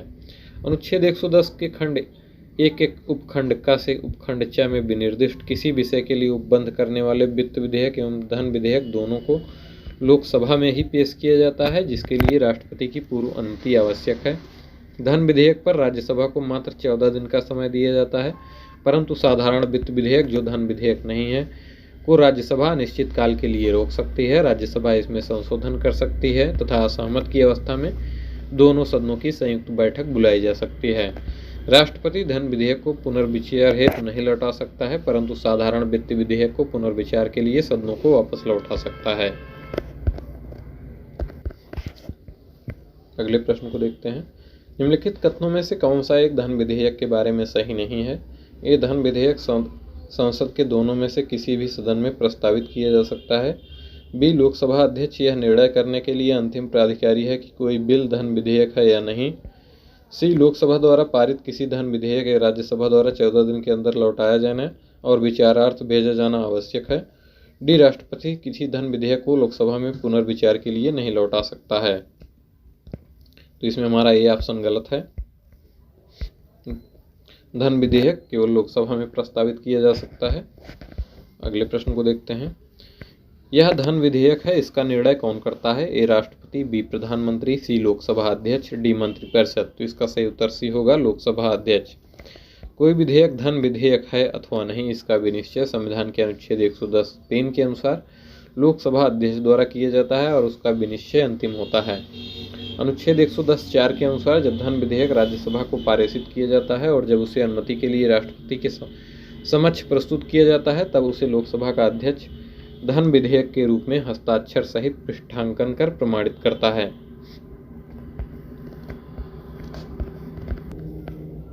अगले प्रश्न को देखते हैं। धन विधेयक को कौन प्रमाणित करता है? ए, राष्ट्रपति, बी, उपराष्ट्रपति, सी, स्पीकर, डी, मंत्रिपरिषद। तो इसका सही उत्तर सी होगा, स्पीकर। कोई विधेयक धन विधेयक है या नहीं, इसका निर्णय कौन करता है? ए, राष्ट्रपति, बी, लोकसभा अध्यक्ष, सी, वित्त सचिव, डी, वित्त मंत्री। तो इसका सही उत्तर बी होगा, लोकसभा अध्यक्ष। अगले प्रश्न को देखते हैं। वित्त विधेयक को प्रस्तुत करने के विषय में निम्नलिखित में से कौन सा कथन सही है? ए, वित्त विधेयक राज्यसभा में प्रस्तुत होता है। बी, यह संसद के किसी भी सदन में प्रस्तुत किया जा सकता है। सी, यह लोकसभा में प्रस्तुत नहीं किया जा सकता है। डी, यह लोकसभा में प्रस्तुत किया जा सकता है। इसका सही उत्तर डी होगा, यह लोकसभा में प्रस्तुत किया जाता है। अगले प्रश्न को देखते हैं। भारत सरकार द्वारा धन विधेयक सदन में पेश किया जाता है, ए राज्यसभा में, बी विधानसभा में, सी विधान परिषद में, डी लोकसभा में। तो इसका सही उत्तर डी होगा, लोकसभा में। अगला प्रश्न, निम्नलिखित में से कौन सा एक कथन सही है? ए धन विधेयक राज्यसभा में पुनर्स्थापित किया जाता है, बी धन विधेयक संसद के दोनों सदनों में से किसी में भी पुनर्स्थापित किया जा सकता है, सी धन विधेयक लोकसभा में पुनर्स्थापित नहीं किया जा सकता, डी धन विधेयक लोकसभा में पुनर्स्थापित किया जाता है। तो इसका सही उत्तर डी होगा, धन विधेयक लोकसभा में पुनर्स्थापित किया जा सकता है। संविधान के अनुच्छेद 109 के अनुसार धन विधेयक राज्यसभा में पुनर्स्थापित नहीं किया जा सकता है। धन विधेयक लोकसभा में पुनर्स्थापित यानी प्रस्तुत किया जाता है। धन विधेयक लोकसभा द्वारा पारित किए जाने के पश्चात राज्यसभा को उसकी सिफारिशों के लिए पारित किया जाता है, जिसे राज्यसभा अधिकतम 14 दिन तक ही रोक सकती है। अनुच्छेद 109(5) के अनुसार यदि राज्यसभा धन विधेयक को 14 दिन की अवधि में नहीं लौटाती है तो उसे राज्यसभा द्वारा भी उसी रूप में पारित मान लिया जाता है जिसमें वह लोकसभा द्वारा पारित किया गया था। अगले प्रश्न को देखते हैं। धन विधेयक पेश किया जाता है, ए लोकसभा में, बी राज्यसभा में, सी लोकसभा व राज्यसभा दोनों में, डी लोकसभा व राज्यसभा दोनों के संयुक्त सत्र में, ई उपर्युक्त में से कोई नहीं या उपर्युक्त में से एक से अधिक। तो इसका सही उत्तर ए होगा, केवल लोकसभा में। निम्नलिखित कथनों में से कौन सा सही नहीं है? ए धन संपत्ति के मामलों में राज्यसभा शक्तिहीन है, बी धन विधेयक की शुरुआत राज्यसभा में होती है, सी लोकसभा द्वारा पारित किए जाने के बाद राज्यसभा को 14 दिनों के भीतर विधेयकों को पारित करना होता है, डी राज्यसभा किसी धन विधेयक को पारित कर सकती है अथवा कतिपय सिफारिशों के साथ उसे लोकसभा को लौटा सकती है। जिसमें हमारा सही उत्तर बी होगा, क्योंकि धन विधेयक की शुरुआत सभा से होती है, तब बी कथन गलत है।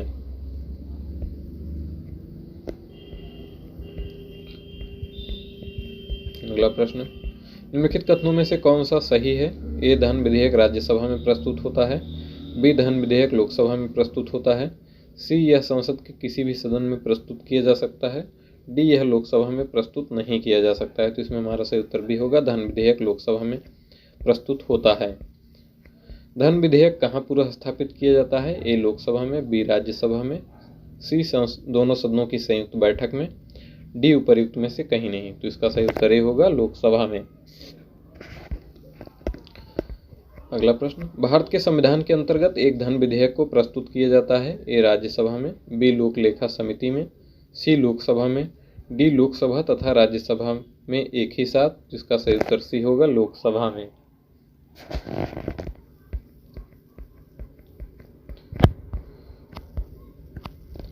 लोकसभा द्वारा पारित धन विधेयक राज्यसभा द्वारा भी पारित मान लिया जाएगा यदि राज्यसभा द्वारा उस पर कोई कार्रवाई नहीं की जाती। ए 10 दिनों तक, बी 14 दिनों तक, सी 15 दिनों तक, डी 16 दिनों तक। तो इसका सही उत्तर बी होगा, 14 दिनों तक। अगला प्रश्न, अगर कोई धन विधेयक लोकसभा द्वारा स्वीकृत हो जाए तो राज्यसभा इसे अधिक से अधिक रोक सकती है। ए 6 महीने तक, बी 4 माह तक, सी 1 महीने तक, डी 14 दिन तक। तो इसका सही उत्तर डी होगा, 14 दिन तक।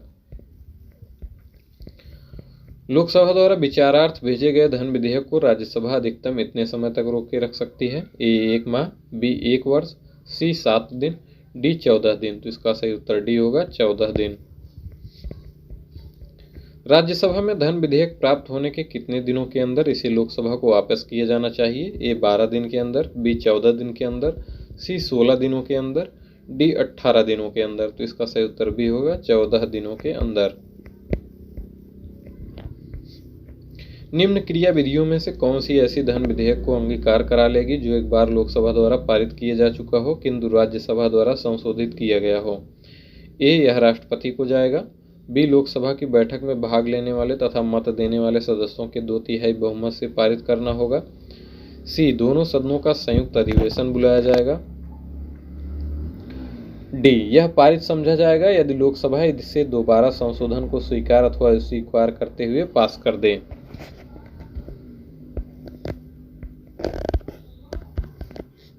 अनुच्छेद 109 के प्रावधानों के तहत धन विधेयक के संदर्भ में लोकसभा को अधिक विशिष्ट अधिकार प्राप्त है एवं राज्यसभा के अधिकार सीमित हैं।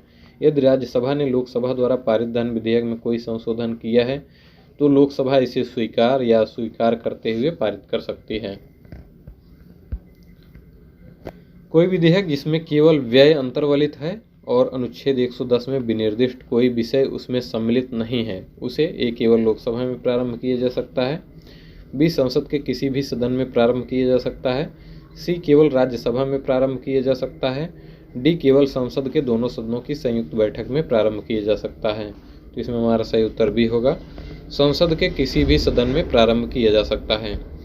कोई विधेयक जिसमें केवल व्यय अंतर्वलित है और अनुच्छेद 110 में विनिर्दिष्ट कोई विषय उसमें सम्मिलित नहीं है, तो उसे संसद के किसी भी सदन में प्रारंभ किया जा सकता है। इसे साधारण विधेयक की तरह प्रयोग किया जाता है तथा इसके लिए भी वही प्रक्रिया अपनाई जाती है जो साधारण विधेयक के लिए अपनाई जाती है। अनुच्छेद 117(3) के अनुसार भारत की संचित निधि से व्यय करने संबंधी उपबंध वाला विधेयक संसद के किसी सदन द्वारा तब तक पारित नहीं किया जाएगा जब तक ऐसे विधेयक पर विचार करने के लिए उस सदन से राष्ट्रपति ने सिफारिश नहीं की है। अगले प्रश्न को देखते हैं। निम्नलिखित में से कौन सा शब्द या शब्दावली भारत के संविधान में उल्लिखित नहीं है? ए वार्षिक वित्तीय विवरण, बी विनियोग विधेयक, सी बजट, डी भारत की संचित निधि। तो इसका सही उत्तर सी होगा, बजट। संविधान में बजट शब्द का उल्लेख कहीं नहीं है, जबकि अनुच्छेद 112 के अंतर्गत वार्षिक वित्तीय विवरण शब्द का उल्लेख है। अगला प्रश्न, बजट पर संसद के नियंत्रण के विषय में निम्नलिखित में से कौन सी बात सही नहीं है? ए बजट के निर्माण में संसद का कोई हाथ नहीं होता है, बी संसद को समेकित निधि पर प्रभावित व्यय को बढ़ाने की शक्ति प्राप्त है, सी संसद को राष्ट्रपति के सिफारिश के बिना कोई कर आरोपित करने की शक्ति प्राप्त नहीं है, डी संसद को राष्ट्रपति के सिफारिश के बिना किसी कर में वृद्धि करने की शक्ति प्राप्त नहीं है। तो इसमें हमारा बी ऑप्शन जो दिए गए है वह बात सही नहीं है। आइए इसकी व्याख्या देखते हैं एक बार। समेकित निधि यानी संचित निधि पर प्रभावित व्यय अनुच्छेद 113(1) संसद में मतदान के लिए प्रस्तुत नहीं किए जा सकते हैं, केवल उन पर चर्चा की जा सकती है। अतः प्रभावित व्ययों में कोई परिवर्तन करने का अधिकार संसद को नहीं है। अगले प्रश्न को देखते हैं। निम्नलिखित में से कौन सी विधियां भारत के लोक वित्त पर संसदीय नियंत्रण रखने के काम आती हैं? पहला, संसद के सम्मुख वार्षिक वित्तीय विवरण का प्रस्तुत किया जाना। दूसरा, विनियोजन विधेयक के पारित होने के बाद ही भारत की संचित निधि से मुद्रा निकाल पाना। तीसरा, अनुपूरक अनुदानों तथा लेखा अनुदान का प्रावधान। चौथा, संसदीय बजट कार्यालय द्वारा समष्टिगत आर्थिक पूर्वानुमानों तथा व्यय हेतु सरकार के कार्यक्रम का एक नियतकालिक अथवा कम से कम मध्यवर्षीय पुनरावलोकन। पांचवा, संसद में वित्त विधेयक का प्रस्तुत किया जाना। निम्नलिखित कूटों के आधार पर सही उत्तर चुनिए। 1, 2, 3 तथा 5, बी 1, 2 और 4, सी केवल 3, 4 और 5, डी 1, 2, 3, 4 और 5। तो इसमें हमारा सही उत्तर ही होगा, केवल 1, 2, 3 और 5। आइए व्याख्या देखते हैं। भारत के लोक वित्त पर संसद के नियंत्रण के लिए संसद के समक्ष वार्षिक वित्तीय विवरण प्रस्तुत किया जाता है। भारत की संचित निधि से मुद्रा निकालने के लिए विनियोजन विधेयक पारित करना पड़ता है। अनुपूरक अनुदानों तथा लेखा अनुदान तथा संसद में वित्त विधेयक प्रस्तुत करके भी लोक वित्त पर संसदीय नियंत्रण स्थापित किया जाता है। संसदीय बजट कार्यालय द्वारा समष्टिगत आर्थिक पूर्वानुमानों तथा व्यय हेतु सरकार के कार्यक्रम का एक नियतकालिक अथवा कम से कम मध्यवर्षीय पुनरावलोकन किए जाने का प्रावधान विश्व के कई देशों यथा ऑस्ट्रेलिया, कनाडा आदि में है, परंतु भारत में नहीं है। अगला प्रश्न, यदि वार्षिक संघीय बजट लोकसभा द्वारा पारित नहीं होता है तो ए बजट में संशोधन कर या दोबारा पेश किया जाता है, बी सुझाव हेतु बजट राज्यसभा को भेज दिया जाता है, सी संघीय वित्त मंत्री से त्याग पत्र देने के लिए कहा जाता है, डी प्रधानमंत्री अपनी मंत्रिपरिषद का त्याग पत्र पेश कर देता है। तो इसका सही उत्तर डी हो जाएगा, प्रधानमंत्री अपनी मंत्रिपरिषद का त्याग पत्र पेश कर देता है। वार्षिक संघीय बजट के लोकसभा द्वारा पारित न होने का तात्पर्य लोकसभा में सरकार के अल्पमत में आ जाने से है। ऐसी स्थिति में प्रधानमंत्री अपनी मंत्रिपरिषद का त्याग पत्र प्रस्तुत करेगा। अगला प्रश्न, भारत की संसद के संदर्भ में निम्नलिखित कथनों पर विचार कीजिए। पहला, गैर सरकारी विधेयक ऐसा विधेयक जो संसद के ऐसे सदस्य द्वारा प्रस्तुत किया जाता है जो निर्वाचित नहीं है किंतु भारत के राष्ट्रपति द्वारा नाम निर्दिष्ट है। दूसरा, हाल ही में भारत के संसद के इतिहास में पहली बार एक गैर सरकारी विधेयक पारित किया गया है। उपर्युक्त कथनों में से कौन सा या कौन से सही हैं? ए केवल 1, बी केवल 2, सी 1 और 2 दोनों, डी न तो 1 न ही 2। तो इसका सही उत्तर डी होगा, न तो 1 न ही 2। गैर सरकारी विधेयक उसे कहते हैं जो कि संसद के ऐसे सदस्य द्वारा सदन के पटल पर पुनर्स्थापित किए जाते हैं जो मंत्री नहीं होते हैं, जबकि सरकारी विधेयक उसे कहते हैं जो किसी मंत्री द्वारा सदन के पटल पर पुनर्स्थापित किए जाते हैं। गैर सरकारी विधेयक भी सदन में एक प्रक्रिया के तहत पेश किया जाता है। गैर सरकारी सदस्यों के विधेयकों तथा संकल्पों संबंधी एक समिति का गठन किया जाता है। इस समिति का गठन लोकसभा में किया जाता है। समिति में कुल 15 सदस्य होते हैं तथा लोकसभा के उपाध्यक्ष इस समिति के अध्यक्ष होते हैं। स्वतंत्रता के बाद अब तक 14 गैर सरकारी विधेयक दोनों सदनों में पारित हो चुके हैं। अगले प्रश्न को देखते हैं। आर्थिक सर्वेक्षण प्रतिवर्ष संसद में प्रस्तुत किया जाता है। ए आगामी वर्ष के बजट के प्रस्तुतिकरण के पूर्व, बी आगामी वर्ष के बजट के प्रस्तुतिकरण के पश्चात, सी वित्त विधेयक के प्रस्तुतिकरण के पश्चात, डी और उसका बजट के प्रस्तुतिकरण से कोई संबंध नहीं होता है। तो इसका सही उत्तर होगा आगामी वर्ष के बजट के प्रस्तुतिकरण के पूर्व। चालू वर्ष का आर्थिक सर्वेक्षण प्रतिवर्ष संसद में आगामी वर्ष के बजट के प्रस्तुतिकरण के पूर्व प्रस्तुत किया जाता है, जिसमें चालू वर्ष में अर्थव्यवस्था के विभिन्न क्षेत्रों की प्रगति एवं गतिविधियों के साथ राजकोषीय विवरण प्रस्तुत किया जाता है। अगला, लेखानुदान संघ सरकार की अनुमति प्रदान करता है। ए सार्वजनिक ऋण लेने के लिए, बी भारतीय रिजर्व बैंक से धन उधार लेने के लिए, सी राज्यों को अनुदान प्रदान करने के लिए, डी निश्चित अवधि के लिए भारतीय संचित निधि से धन निकालने के लिए। तो इसका सही उत्तर डी होगा, निश्चित अवधि के लिए भारतीय संचित निधि से धन निकालने के लिए। संविधान के अनुच्छेद 116 के तहत विनियोग विधेयक या बजट के समय सीमा के अंदर पारित न होने की स्थिति में जब संघ सरकार को धन की आवश्यकता होती है तो लोकसभा को लेखा अनुदान के माध्यम से निश्चित अवधि के लिए भारतीय संचित निधि से अग्रिम निधि प्रदान करने की शक्ति प्राप्त है। अगला प्रश्न, लेखा अनुदान बना है एक कैग की रिपोर्ट पर मतदान के लिए, बी अप्रत्याशित व्यय को पूरा करने के लिए, सी बजट पारित होने लंबा होने के कारण निधि आवंटन हेतु, डी बजट के लिए, ई उपरोक्त में से कोई नहीं या एक से अधिक। तो इसका सही उत्तर सी होगा, बजट के लिए।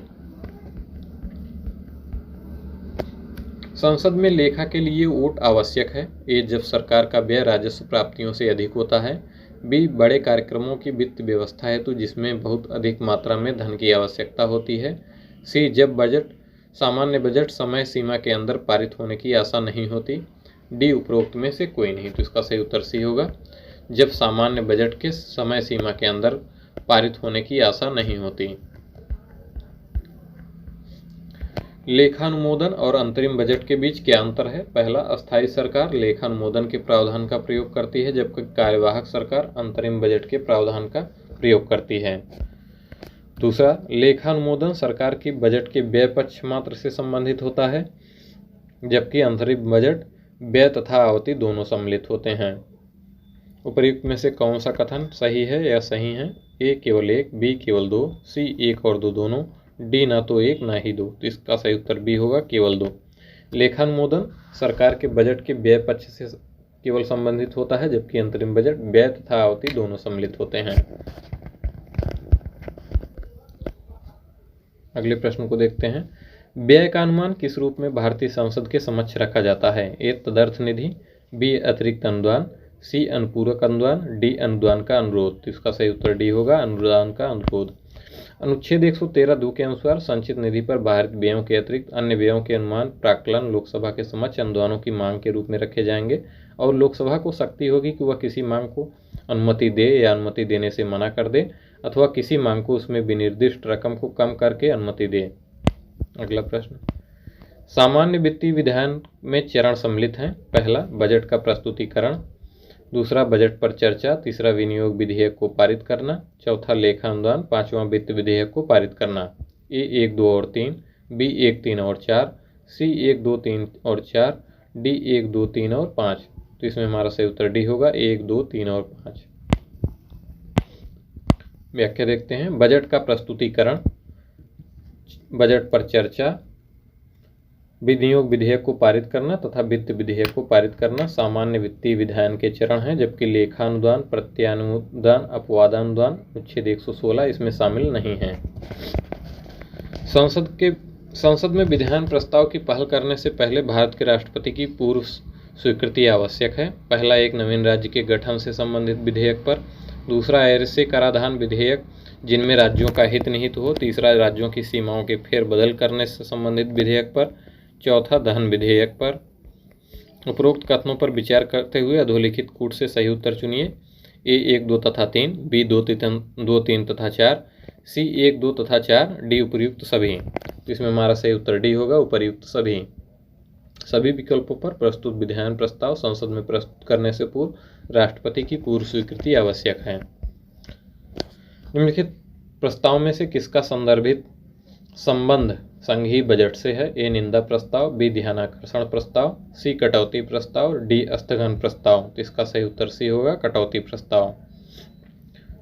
निंदा प्रस्ताव सरकार की दोषपूर्ण नीतियों की आलोचना के लिए आ जाता है। ध्यानाकर्षण प्रस्ताव किसी अत्यावश्यक सार्वजनिक महत्व के विषय पर संबंधित मंत्री का ध्यान आकृष्ट करने अथवा उसे पद एवं सत्ता के अनुरूप औपचारिक कथन की प्राप्ति के लिए लाया जाता है। कटौती प्रस्ताव बजट पेश होने पर अनुदान मांगों पर बहस के दौरान संसद सदस्यों को धनराशि में वृद्धि का अधिकार नहीं है, वो मात्र कमी कर सकते हैं और ऐसा वे कटौती प्रस्ताव के द्वारा करते हैं, जो 3 प्रकार के होते हैं: नीति निर्मोदन कटौती, सांकेतिक कटौती एवं मित व्ययता कटौती। स्थगन प्रस्ताव किसी अत्यावश्यक सार्वजनिक महत्व के विषय पर सदन के सदस्यों का ध्यान आकृष्ट करने हेतु लाया जाता है। अगला प्रश्न, कटौती प्रस्ताव का उद्देश्य क्या होता है? ए सरकार की नीतियों पर नियंत्रण करना, बी सत्ताधारी दल की कार्रवाई को रोकना, सी बजट प्रस्तावों के खर्च में कमी का प्रस्ताव प्रस्तुत करना, डी सरकार के सभी वित्तीय लेन देन को निरस्त करना, ई उपर्युक्त में से कोई नहीं या एक से अधिक। तो इसका सही उत्तर डी होगा, सी होगा। तो इसमें हमारा सही उत्तर सी होगा, बजट प्रस्तावों के खर्च में कमी का प्रस्ताव प्रस्तुत करना। बजट की अनुदान मांगों के संशोधन हेतु लोकसभा या राज्य की विधानसभा में प्रस्तुत किए जाने वाला प्रस्ताव कटौती प्रस्ताव कहलाता है। इसके तहत सरकार द्वारा प्रस्तुत अनुदान मांगों को अनुचित बताते हुए इसमें कमी का प्रस्ताव लाया जाता है। निम्नलिखित में से कौन सही सुमेलित नहीं है? नीति निर्मोदन प्रस्ताव, बजट की मांग को घटाकर 1 रुपया कर दिया जाए। बी मित व्ययता प्रस्ताव, बजट की मांगों में से एक निर्दिष्ट राशि घटा दी जाए। सांकेतिक प्रस्ताव, बजट की मांग में से 100 रुपये कम कर दिए जाएं। डी लेखानुदान, बजट मांगों को पूर्ण रूप से वित्तीय वर्ष के लिए पारित करना। तो इसमें डी हमारा सही सुमेलित नहीं है। बजट प्रस्तुतिकरण एवं बजट मांगों के सदन में पारित होने के मध्य के समय में प्रशासनिक व्यय को पूरा करने हेतु लेखानुदान की मांग की जाती है। अन्य शब्दों में यह बजट पारित होने से पहले के प्रशासनिक व्यय हेतु आवश्यकता की पूर्ति हेतु अग्रिम मांग है। शेष विकल्प सुमेलित है। अगले प्रश्न को देखते हैं। ध्यानाकर्षण सूचना के प्रावधान ने निम्नलिखित में से किसके क्षेत्र को सीमित किया है? ए अल्पावधि चर्चा, बी प्रश्नकाल, सी स्थगन प्रस्ताव, डी शून्यकाल। इसका सही उत्तर सी होगा, स्थगन प्रस्ताव। ध्यानाकर्षण की संकल्पना भारत की देन है। यह आधुनिक संसदीय प्रक्रिया की एक नवीन संकल्पना है और इसमें प्रश्न तथा अनुपूरक प्रश्न पूछे जाते हैं। इसमें सदस्यों को अविलंबनीय लोक महत्व के विषय में सरकार की विफलता अथवा उसके द्वारा की गई अपर्याप्त कार्रवाई को सामने लाने का अवसर मिलता है। यह स्थगन प्रस्ताव के सदृश है, परंतु इसमें निंदा का पक्ष नहीं होता है।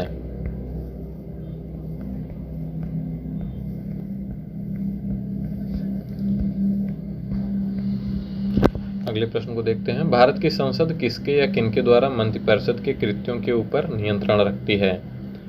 पहला स्थगन प्रस्ताव, दूसरा प्रश्नकाल, तीसरा अनुपूरक प्रश्न। दिए गए कोड से सही उत्तर चुनिए। ए केवल 1, बी केवल 2 और 3, सी केवल 1 और 3, डी 1, 2 और 3। तो इसका सही उत्तर डी होगा, 1, 2 और 3। भारत की संसद स्थगन प्रस्ताव, प्रश्नकाल तथा अनुपूरक प्रश्न के द्वारा मंत्रिपरिषद के कृत्यों पर नियंत्रण रखती है। आइए इसकी व्याख्या देखते हैं। स्थगन प्रस्ताव, इसका उद्देश्य यह होता है कि वर्तमान अर्थात तात्कालिक संसदीय प्रक्रिया को रोककर अविलंबनीय लोक महत्व के मुद्दे पर चर्चा की जाए। प्रश्नकाल, लोकसभा के बैठक का पहला घंटा और राज्यसभा में दूसरा घंटा प्रश्नकाल कहलाता है। दोनों सदनों में प्रश्नकाल के दौरान 1 घंटे तक प्रश्न किए जाते हैं और उनके उत्तर दिए जाते हैं। अनुपूरक प्रश्न, संसद के प्रत्येक सदन में प्रश्न सामान्यतः मंत्रियों से पूछे जाते हैं। वे प्रश्न 3 श्रेणियों के होते हैं: तारांकित, अतारांकित एवं अल्प सूचना प्रश्न। तारांकित प्रश्नों का उत्तर सदन में मौखिक रूप से दिया जाता है तथा उत्तर के संतोषजनक न होने पर मुख्य प्रश्न से संबंधित अनुपूरक प्रश्न पूछे जा सकते हैं। तारांकित प्रश्नों के विषय में सही क्या है? पहला उत्तर मौखिक दिए जाते हैं, दूसरा उत्तर लिखित दिए जाते हैं, तीसरा पूरक प्रश्न पूछे जा सकते हैं, चौथा पूरक प्रश्न नहीं पूछे जा सकते हैं, पांचवा उत्तर पर बहस की जा सकती है, छठा उत्तर पर स्पीकर का नियंत्रण होता है। कोड A 2 तथा 4, B 1 तथा 3, C 5 तथा 6, D 3 तथा 5, E 2 तथा 6। तो इसमें हमारा सही उत्तर B होगा 1 तथा 3। अगले प्रश्न को देखते हैं। भारतीय संसद में स्थगन प्रस्ताव लाने का क्या उद्देश्य है? ए सार्वजनिक महत्व के निश्चित अत्यावश्यक मुद्दे पर बहस करने हेतु, बी विपक्षी सदस्यों के मंत्रियों से सूचना प्राप्त करने हेतु, सी किसी अनुदान की मांग में एक निश्चित मात्रा में कटौती करने हेतु, डी कुछ सदस्यों के हिंसक अथवा अनुचित व्यवहार पर रोक लगाने के लिए कार्रवाई स्थगित करने हेतु। तो इसका सही उत्तर ये होगा सार्वजनिक महत्व के निश्चित अत्यावश्यक मुद्दे पर बहस करने हेतु। अगले प्रश्न को देखते हैं। कथन और कारण से संबंधित प्रश्न है। कथन: राजग सरकार लोकसभा के नियम 184 के अंतर्गत वाद विवाद पसंद नहीं करती है। कारण: इस नियम में वाद विवाद के साथ मतदान का भी प्रावधान है। दिए गए कोड से सही उत्तर चुनिए। ए तथा आर दोनों सत्य हैं तथा आर ए की सही व्याख्या है। बी ए तथा आर दोनों सत्य हैं किंतु आर ए की सही व्याख्या नहीं है। सी ए सही है किंतु आर गलत है। डी ए गलत है किंतु आर सही है। तो इसमें हमारा सही उत्तर ए हो जाएगा। ए तथा आर दोनों सत्य हैं किंतु आर ए की सही व्याख्या नहीं है। नियम 184 के तहत जनहित के किसी मुद्दे पर लाए गए प्रस्ताव पर लोकसभा में बहस के बाद मतदान होता है और यदि सरकार के पक्ष में कम मत पड़े तो सरकार के गिरने का खतरा रहता है। अगले प्रश्न को देखते हैं। लोकसभा के प्रक्रिया और कार्य संचालन नियम के अंतर्गत नियम 377 के अधीन लोकसभा के सदस्यों द्वारा एक दिन में अधिकतम कितने मामले उठाए जा सकते हैं? ए 19, बी 20, सी 21, डी 22। तो वर्तमान समय में कोई विकल्प सही नहीं है। आइए व्याख्या देखते हैं।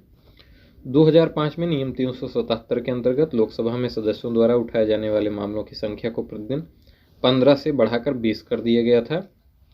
पुनः 2015 में इसे बढ़ाकर 30 कर दिया गया है।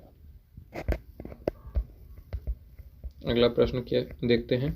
संसदीय प्रक्रिया में गिलोटिन का क्या अर्थ है? ए विधेयक पर बहस को बंद कर देना, बी विधेयक पर बहस जारी रखना, सी सदस्यों द्वारा सदन का बहिष्कार, डी सदन को स्थगित करना, ई सदन को दिन भर के लिए स्थगित कर देना। तो इसमें हमारा सही उत्तर ये होगा विधेयक पर बहस को बंद कर देना। गिलोटिन समापन का एक अन्य रूप है। इसका अर्थ है जारी कार्य से संबंधित लंबित प्रस्ताव या प्रस्तावों पर चर्चा हेतु आवंटित समय समाप्त हो जाने पर सभापति या अध्यक्ष द्वारा मत लिया जाना। समापन के विपरीत प्रयोग किए जाने वाले गिलोटिन से पूर्व कोई प्रस्ताव उपस्थित नहीं किया जाता। सभापति या अध्यक्ष बिना किसी और चर्चा के प्रस्ताव पर तत्काल मत ले सकता है।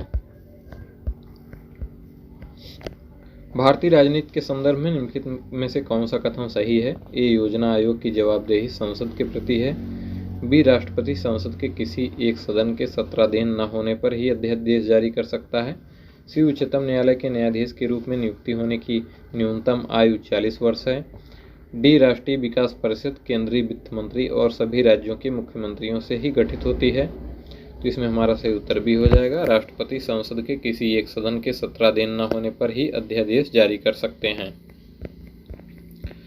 भारतीय संविधान के अनुच्छेद 123 के अंतर्गत राष्ट्रपति अध्यादेश जारी कर सकते हैं किंतु राष्ट्रपति ऐसा तभी कर सकते हैं जब संसद का कोई एक सदन या दोनों सदन सत्राधीन न हो।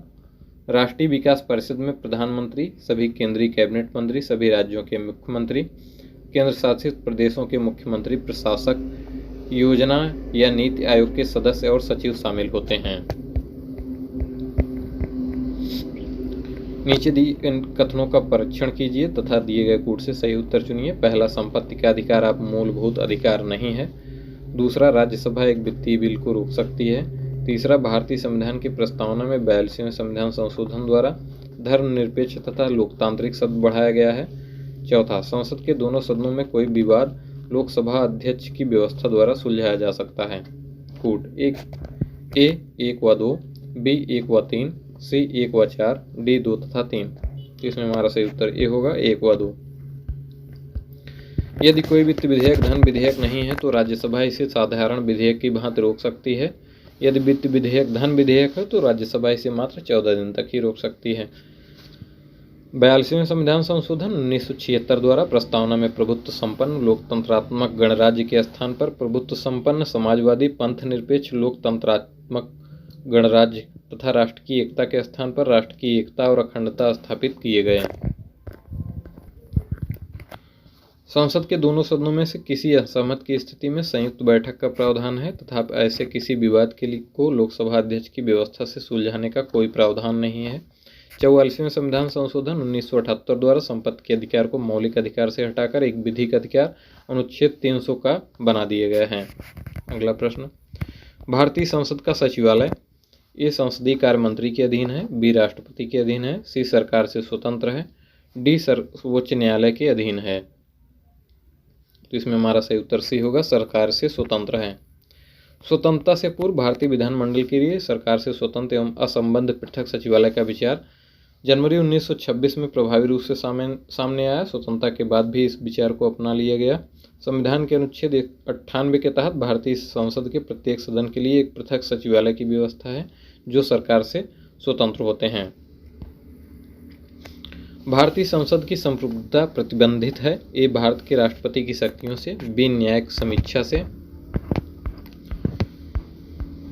सी विपक्षी दल के नेता से, डी भारत के प्रधानमंत्रियों की शक्ति से। तो इसमें हमारा सही उत्तर बी होगा, न्यायिक समीक्षा से। भारतीय संविधान के तहत संसद सर्वोच्च विधि निर्मात्री संस्था है, परंतु उसके द्वारा निर्मित विधि संविधान के मौलिक ढांचे का अतिक्रमण न करें, इस हेतु सर्वोच्च न्यायालय उसकी न्यायिक समीक्षा कर सकता है।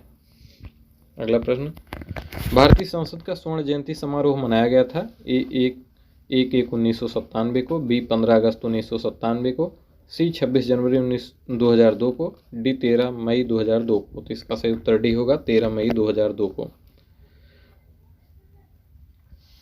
13 मई 2002 को भारतीय संसद की औपचारिक स्थापना प्रथम लोकसभा चुनाव के पश्चात 13 मई 1952 को प्रथम अधिवेशन के 50 वर्ष पूर्ण होने के उपलक्ष्य में भारतीय संसद की स्वर्ण जयंती समारोह मनाया गया था। अगला प्रश्न, वह कौन सा राष्ट्रवादी नेता था जो 1925 में केंद्रीय विधानसभा का अध्यक्ष चुना गया? ए मोतीलाल नेहरू, बी विट्ठल भाई पटेल, सी वल्लभ भाई पटेल, डी CR दास। तो इसका सही उत्तर बी होगा, विट्ठल भाई पटेल। केंद्रीय विधानसभा का प्रथम अध्यक्ष 1925 में राष्ट्रवादी नेता विट्ठल भाई पटेल को चुना गया था। उनका कार्यकाल 1925 से